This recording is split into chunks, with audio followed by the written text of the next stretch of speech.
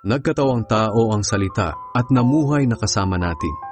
Nakita namin ang kadakilaan niya bilang kaisa-isang anak ng Ama. Puspos siya ng biyaya at pawang katotohanan ng mga sinasabi niya. Nagpatotoo si Juan tungkol sa kanya at ito ang kanyang sinabi. Siya ang tinutukoy ko nang sabihin kong, may isang darating na kasunod ko. Mas dakila siya kaysa sa akin, dahil nariyan na siya bago pa ako ipanganak. Sa kasaganaan ng kanyang biyaya ay tumanggap tayong lahat ng sunod-sunod na pagpapala.